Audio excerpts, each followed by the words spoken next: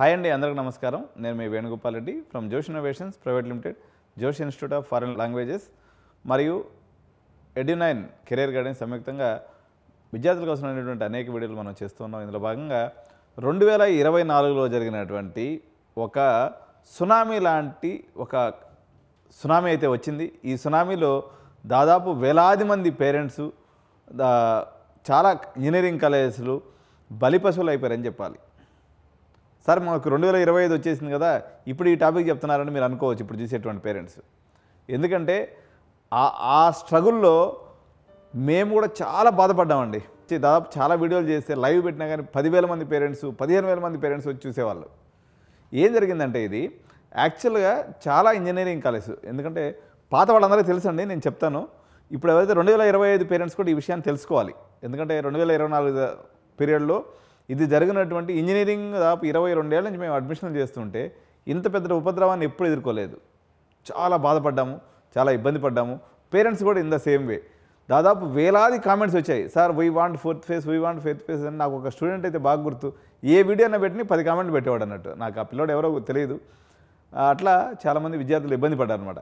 దీని యొక్క పూర్వపరాలను కానీ మనం తీసుకున్నప్పుడు 2024 విద్యా సంవత్సరానికి సంబంధించి 7,000 సీట్లని ఇంజనీరింగ్ కాలేజెస్ అన్నీ కూడా పెద్దగా డిమాండ్ లేనటువంటి mechanical, civil, triple E బ్రాంచ్ని close చేసుకొని, చాలామంది ఈసీ బ్రాంచ్ని కూడా క్లోజ్ చేసుకొని వాళ్ళందరూ కూడా సిఎస్సికి మార్చుకున్నారు. రేవంత్ రెడ్డి గారి సర్కార్ వచ్చిన తర్వాత ఈ సీట్లకు మేము పర్మిషన్ ఇవ్వము, ఈ యొక్క మెర్జర్ని మేము యాక్సెప్ట్ చేయటం లేదు అనేటువంటి నిర్ణయం ఏదైతే ఉందో, అంటే కొన్ని కాలేజీలకు ఇచ్చారు, ఒక 120 సీట్స్ కాడికి ఇచ్చారు, అట్లా తీసుకున్నారు. వీళ్ళందరూ కాలేజీ వాళ్ళు ఏమనుకున్నారు, మా సీట్లే కదా ఇవి, మాకు ఆల్రెడీ వచ్చేసినాయి అని చెప్పేసి ఉద్దేశంతో విచ్చలవిడిగా కాలేజీలో సీట్లన్నీ అమ్మిపడేశారు. లాస్ట్కి వచ్చేసరికి తీరా రేవంత్ అన్న సీట్లు ఇవ్వలేదు, వాటిని కౌన్సిలింగ్లో పెట్టలేదు. పేరెంట్స్ అంతా పరేషాన్ అయిపోయారు. మార్కెట్లో లాస్ట్ ఇయర్ లెక్క, నా లెక్క ప్రకారం తీసుకుంటే ఒక 5 లక్షలు పోద్ది అనుకున్నటువంటి కాలేజీ డొనేషను 10 లక్షల రూపాయలు డొనేషన్కి వెళ్ళిపోయింది. డబల్ రేట్లు అయిపోయినాయి.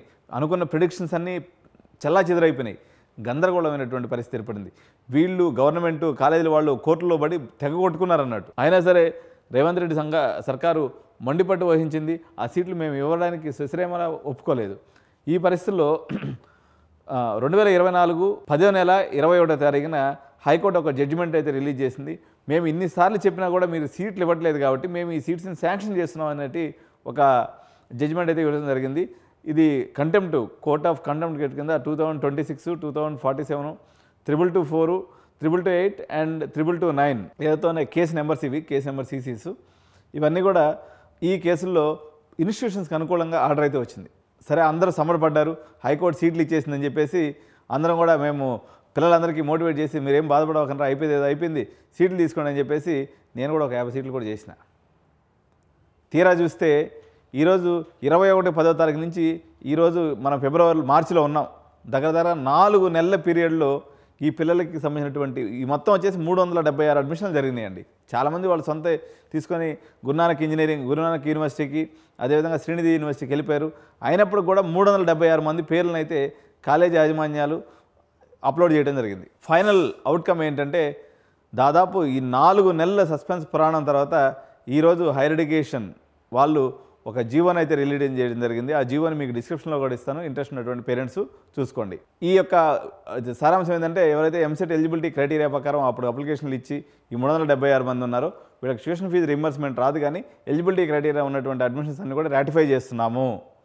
ఓకే, ఇది మొత్తం వచ్చేసి 14 పిటిషనర్ కాలేజెస్కి 2024-25 సంవత్సరానికి మాత్రమే పరిమితం అంటూ ఈ యొక్క జీవోని అయితే జారీ చేయడం జరిగింది.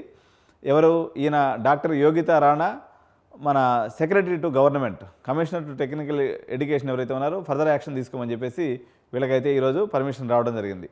సో ప్రజెంట్ అయితే ఇది 376 మంది పిల్లలకు సంబంధించిన విషయం అయినప్పటికి కూడా ఇది చాలా గంభీరమైనటువంటి విషయం, చాలామందికి ఇబ్బంది గురి చేసినటువంటి విషయం, ఫైనాన్షియల్గా, వ్యక్తిగతంగా చాలామంది పేరెంట్స్. ఎందుకంటే ఒక ప్రిడిక్టెడ్ రూట్ అండి. ఎగ్జాంపుల్ ఎలాంటి ప్రిడిక్షన్ అంటే మనకి రెగ్యులర్గా నారాయణాద్రి ఎక్స్ప్రెస్ తిరుపతికి పోద్ది, పలానా టయానికి వస్తుంది. ఉపద్రవం జరిగితే ఏదైనా ఒక రోజు ఉండదు, తర్వాత రోజు అయితే ట్రైన్ ఉంటుంది అని అందరూ అనుకుంటారు. కానీ తిరుపతి నారాయణాద్రి నుంచి తీసేసి ఢిల్లీకి ట్రైన్ వెళ్ళిపోతుంది, నారాయణాద్రి ట్రైన్ అని ఎవడన్నా గెస్ చేస్తాడా? లాస్ట్ ఇయర్ జరిగింది అలాంటి ఉపద్రవం అనమాట. సో దీంతో చాలా ఇబ్బంది పడ్డారు.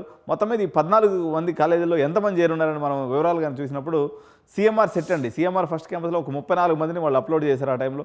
అదేవిధంగా సీఎంఆర్ ఇంజనీరింగ్ కాలేజీలో 47 మందిని అప్లోడ్ చేశారు. సీఎంఆర్ ఇన్స్టిట్యూట్ ఆఫ్ టెక్నాలజీలో 20 మందిని అప్లోడ్ చేశారు.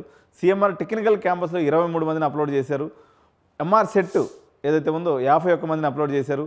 ఎంఆర్ఈసిఈ ఉమెన్స్ ఏదైతే మెయిన్ ఉందో దాంట్లో అప్లోడ్ చేయలేదండి. బట్ ఎంఆర్ఈసి మెయిన్ క్యాంపస్ ఏదైతే ఉందో ఉమెన్స్ క్యాంపస్ దాంట్లో ఒక 40 మందిని అప్లోడ్ చేశారు. అదేవిధంగా Malla Reddy engineering college MREC Malla Reddy engineering college అంటే ఎంఆర్సీడబ్ల్యూ అది మన లాస్ట్ క్యాంపస్ దాంట్లో ఒక 8 మందిని అప్లోడ్ చేశారు.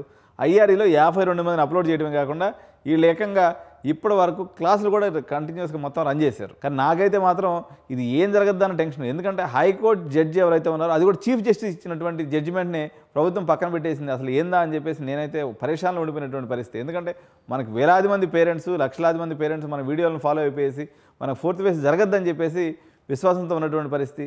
కానీ ఆ రోజు ఎందుకు జరిగిందో ఎలా జరిగిందో ఇది మాకు ఒక గుణపాఠం, కాలేజీ వాళ్ళకు కూడా గుణపాఠం. ఇది ఒక దాన్ని ఏమంటారు చాలా జాగ్రత్తలు తీసుకుని అడ్మిషన్లు చేయాల్సిన పరిస్థితి అయితే వచ్చేసింది మాకు కూడా. ఈ సంవత్సరం అయితే మేము మోస్ట్ ప్రికాషన్ తీసుకునేసి ప్రతి అడ్మిషన్ 1కి 10 సార్లు ఆలోచన తీసుకుంటాం. ఎందుకంటే ఆ టైంలో మేము దాదాపు ఒక 200-300 అడ్మిషన్ 400 మంది అడ్మిషన్లు చేస్తుంటే వాళ్ళందరూ కూడా కట్టినటువంటి పైసలు వాపస్ ఇవ్వటమే కాకుండా వాళ్ళని ఇతర ఇన్స్టిట్యూట్లో అడ్జస్ట్ చేసేసరికి మాకు నిజంగా అకాడమిక్ ఇయర్ మొత్తం వేస్ట్ అయిపోయింది. చేసుకునే బిజినెస్ చేసుకునే దానికి లేకుండా పోయిందనమాట. సో సరే అదైతే జరిగింది. అదేవిధంగా ఎంఎల్ఆర్ ఐటీఎం ఏదైతే ఉందో మర్రిలక్ష్మణ్ రెడ్డి సెకండ్ క్యాంపస్లో 6 మందిని అప్లోడ్ చేశారు. ఎంఎల్ఆర్ ఐటీలో ఒక 37 మందిని అప్లోడ్ చేశారు. సెంట్ మార్టిన్స్ దీన్ని ఎంఆర్టీఎన్ అంటారు కోడ్ 13 మందిని అప్లోడ్ చేశారు. అనురాగ్ ఇంజనీరింగ్ కాలేజ్ ఏదైతే ఉందో దీంట్లో 11 మందిని అప్లోడ్ చేశారు. మైనాబాద్లో ఉన్నటువంటి విద్యాజ్యోతి ఇన్స్టిట్యూట్ ఆఫ్ కాలేజ్లో 34 మంది అయితే అప్లోడ్ చేశారు. వీళ్ళందరినీ తీసుకున్నప్పుడు 376 మంది. చాలామంది నా వీడియోస్ని చూసి అర్ధరాత్రి పూట ఆ రోజు రాత్రి 12 గంటల దాకా మనం పేరెంట్స్కి అయితే సీట్లు అప్లోడ్ చేయడం జరిగింది. వాళ్ళందరికీ కూడా ఇంకా ఎవరైతే లాంగ్ టర్మ్లో ఉన్నారో వాళ్ళకైతే ఇది మంచి పరిణామం. ప్రభుత్వం ఎట్టకేలకు మంచికో చెడుకో ఈ జీవో అయితే వచ్చింది. ఇక్కడ చాలామందికి డౌట్స్ రావచ్చు. లీడర్ల ఇంటి పిల్లలు కూడా చాలామంది ఈ వీడియో చూస్తున్నారు. సరే ఈ సీట్స్ అన్ని నెక్స్ట్ ఇయర్ కన్వర్ట్ అవుతాయంటే ఆయన ఒక చిన్న లా పాయింట్ అయితే పెట్టిండు యోగితా రాణా గారు. ఇది ఓన్లీ 2024-25 సంబంధించి ఈ 376 అడ్మిషన్లకు మాత్రమే ఆయన పెట్టిండు. మిగిలిన విషయం ఏమవుద్దనేది ప్రభుత్వం చెప్పేదాకా మేమైతే ఇనిషియేట్ తీసుకుని ఏ వీడియో కూడా ఏదలుచుకోలేదు. ఎందుకంటే ప్రభుత్వం నుంచి ఏదైనా ఒక ఆర్డర్ పాస్ అయిన తర్వాత నిమ్మలంగా చూసుకుని వేద్దాం తప్ప లాస్ట్ ఇయర్ అయితే అన్ప్రెడిక్టబిలిటీ ఉంది గవర్నమెంట్లోనే. ఇప్పుడు మన కొత్త వీసీ వచ్చారు, లేకపోతే మన బాలకృష్ణాచార్య కూడా అప్పుడు కొత్తగా జాయిన్ అయి ఉండే. చాలా అగమ్యగోచరమైనటువంటి పరిస్థితిని ఎదుర్కొన్నాం. కాబట్టి ఇప్పుడు జరిగినటువంటి 376 మంది పేరెంట్స్కి అయితే ఇది మంచి రోజు.